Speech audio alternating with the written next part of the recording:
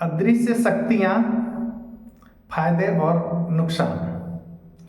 अदृश्य शक्तियाँ, फायदे और नुकसान। नमो बुधाय मित्रों, इस वीडियो को गौर से सुनिएगा, देखिएगा।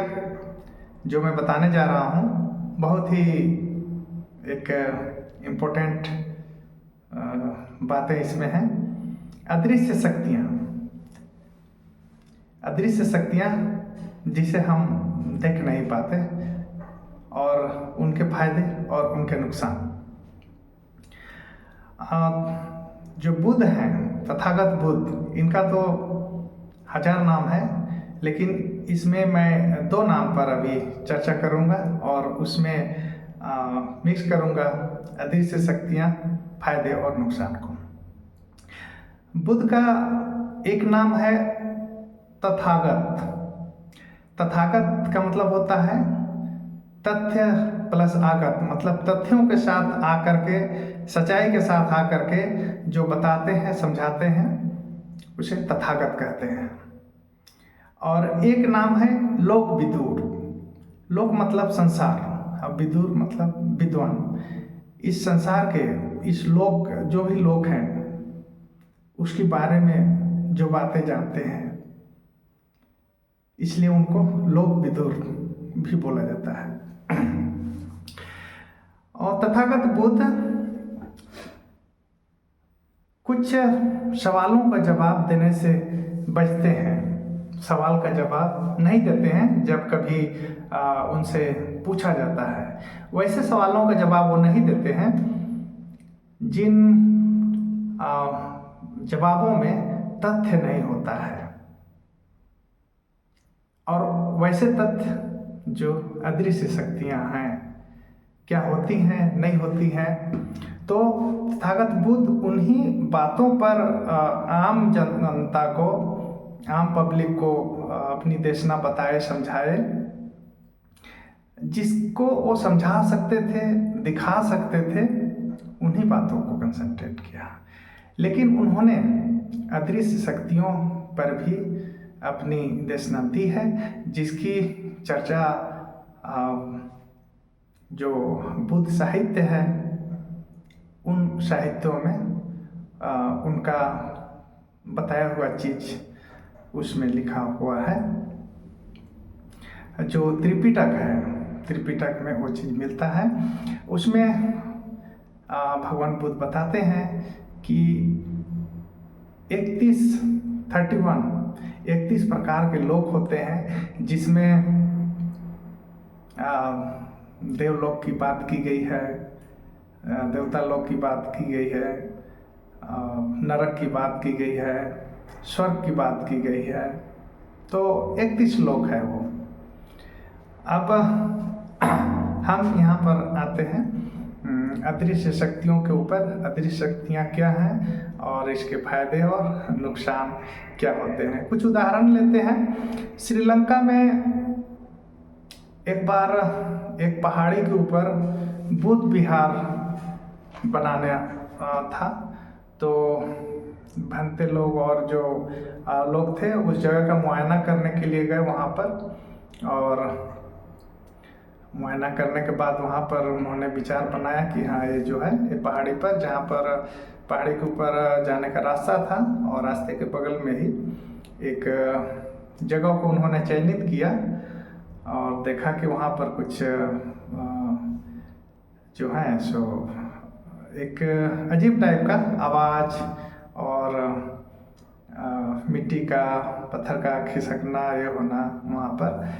तो कहने का मतलब, जब कभी किसी जगह में कोई नई आधारशिला रखी जाती है, वहाँ पर कोई भवन वगैरह का निर्माण होता है, घर मकान बनाना होता है, तो ये धरती तो कब अस्तित्व में आई, और पता नहीं कितने जीव जंतु लोग आए और गए। और जिस तरह से लोगों की बात की जाती है, तो कहाँ पर कौन कौन लोग हैं, उसमें देवता लोग, प्रेत लोग, ये सब की बात होती है। तो उन्हें पता लगा कि यहाँ पर कोई अदृश्य शक्ति रहती है, लेकिन उन्हें तो वहीं पर बनाना था बुद्ध विहार, तो क्या किया जाए। तो दूसरे दिन फिर आते हैं और वहाँ पर उनसे प्रार्थना याचना करते हैं कि हम यहाँ पर अपना एक बुद्ध विहार बनाना चाहते हैं। तो यहाँ पर जो भी अदृश्य शक्तियाँ हैं वो दूसरी जगह में कहीं अपना निवास कर लें तो बेहतर रहेगा। और इस तरह से उन लोग उन्हें बैठाने के लिए किसी और जगह का चुनाव करते हैं और फिर दूसरे दिन आते हैं, उन्हें शाम जिस दिन गए थे निमंत्रित करते हैं कि कल हम आपको लेने आएंगे और दूसरी जगह हम आपको बैठाएंगे। और गाड़ी लेकर जाते हैं, गाड़ी ट्रक होता है और बोलते हैं कि आप चलिए, आपको जहाँ हमने छोड़ना है। उससे पहले उनसे याचना होता है, प्रार्थना होता है, सब कुछ करके मना लेते, उनको मनाने की कोशिश की होती है। फिर गाड़ी लेके जाते हैं और उसमें अजीब सा मतलब ढप ढप ढप ढप जैसे कि उसमें बहुत लोग चढ़ रहे हैं, इस तरह का बातें सुनने को मिलती है। तो वो ले जा करके उन्हें जहाँ पर ये करना था, उन्हें स्थापित करना था, बिठाना था, उन्हें जगह देना था, वहाँ ले जाकर वो छोड़ कर आते हैं। वहाँ भी जगह को साफ सुथरा करके और ठीक ठाक करके उनको वहाँ पर पहुँचा करके आते हैं। तो इस तरह का जो हम बात सुनते हैं, भगवान बुद्ध हैं तो चूँकि उन प्रश्नों का जवाब नहीं दिए जो इस तरह का सवाल लोगों ने किया था ईश्वर के बारे में और कुछ भगवान के बारे में, तो चूँकि वो जो चीज़ दिखा नहीं पाते तो उस पर उन्होंने चुप रहा। लेकिन अंतराल में जब बुद्ध के समकक्ष में रहे, सोतापन हुए, अनागामी और अरहंत बने, तो उन लोगों को उन्होंने 31 लोगों की चर्चा की बताई बात। तो हम आमतौर पर जो गांव घरों में मकान बनाना होता है, भवन का निर्माण लोग करते हैं, तो ऐसे में इन अदृश्य शक्तियों पर का ख्याल रखना चाहिए। उनका फायदा क्या है, नुकसान क्या है। भगवान बुद्ध ने मैत्री साधना की बात की है जीवों के लिए, तो लोगों को मैत्री साधना करनी चाहिए। और जब कभी इस तरह का काम करना हो नए जगह में, पहली बात तो जहाँ पर पवित्र स्थल बने हुए हैं, गांव घर में लगभग पवित्र स्थल नीम का पेड़ होता है, पीपल होता है, जो भी हो, बरगद का पेड़ हो। तो पहली बात तो कि उस पवित्र स्थल में जो लोग मानते आए हैं पहले से, उस जगह में, उस जगह के अगल बगल में घर मकान पहले तो नहीं बनानी चाहिए। अगर बनाते भी हैं तो उस जगह में जा कर के और प्रार्थना याचना करनी चाहिए, मैत्री साधना करनी चाहिए कि हम यहाँ पर घर बना रहे हैं, हमें किसी तरह का कोई नुकसान ना हो, हमेशा प्रार्थना करते हैं और हम आगे चलकर जो है हम यहाँ के पवित्र भूमि की पवित्रता को बनाए रखेंगे। ये सब कुछ करनी चाहिए। लोग नहीं करते हैं, नहीं जानते हैं और अनजाने में कुछ न कुछ बातें होती है, घटना घटती है जिससे लोग नहीं जानते हैं। तो इस अदृश्य शक्ति का ख्याल करना चाहिए। अदृश्य शक्तियाँ तो हैं, भगवान बुद्ध ने खुद बताया है, लेकिन उन लोगों को नहीं बताया जो लोग देखने के काबिल नहीं हैं, जिनके पास विशेष दृष्टि नहीं है, जो विपासना नहीं जानते हैं, जिन्होंने विपासना नहीं किया है। और विशेष चीज़ें देखना मतलब इसी तरह की विशेष चीज़ें जो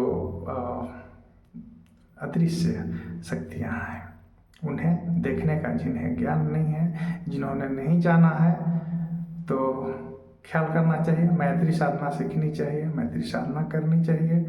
मैत्री साधना के बहुत लाभ हैं। ये अदृश्य शक्तियाँ जो भी हैं खुश होते हैं। तो ये मैं बताने के लिए आ रहा था कि अगर किसी जगह में खासकर निर्माण कार्य करना हो तो ये ध्यान में रखना चाहिए। वो जगह को, जैसे पेड़ है, पेड़ को छूना उना है, कुछ करना है, डाल काटना है, तो गांव के 10-5 लोग बैठें और प्रार्थना करें, मैत्री साधना करें करके और पवित्रता रखते हुए और मकान बनाएं, वो जगह को छोड़ें, उनके लिए छोड़ करके ही अपना निर्माण कार्य करें। इस तरह का कितने जगहों में घटना हुआ है। लोग जान जाते हैं तो जान जाते हैं, नहीं जानते हैं तो इसी तरह का धोखा होते रहता है। तो मेरा यही वीडियो बनाने का मकसद था कि जो पवित्र स्थल हैं उन पवित्र स्थलों का जरूर पवित्रता का ख्याल किया जाए। अदृश्य शक्तियाँ होती हैं, इसमें कोई शक नहीं है, और उनके फायदे और नुकसान को मद्देनज़र रखते हुए, ध्यान में रखते हुए मैत्री साधना सीखिए, मैत्री साधना कीजिए।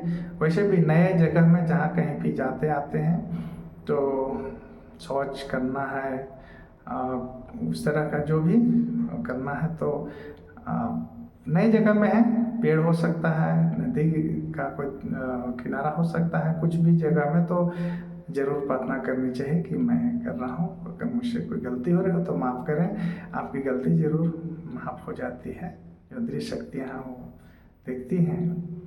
तो शायद इस वीडियो को जो खुद को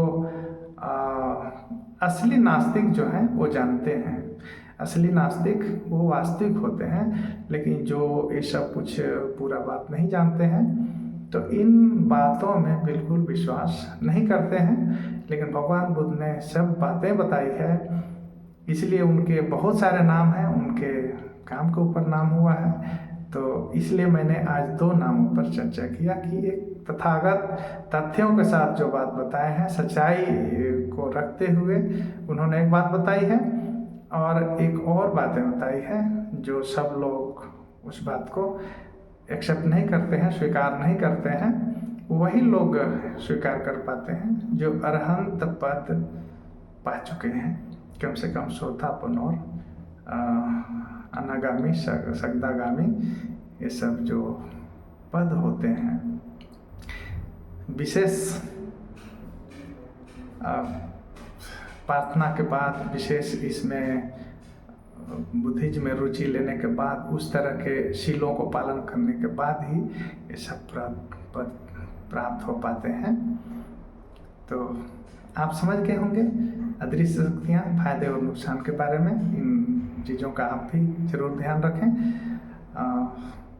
और ये मेरा वीडियो अगर अच्छा लगा हो तो लोगों को शेयर करें, बताएं कि हाँ, पवित्रता तो पवित्रता होती है, पवित्रता पर ध्यान रखनी चाहिए, पवित्रता का ख्याल रखना चाहिए, पवित्रता के साथ छेड़छाड़ नहीं होनी चाहिए, अन्यथा आगे पीछे किसी भी तरह का नुकसान हो सकता है, होता है।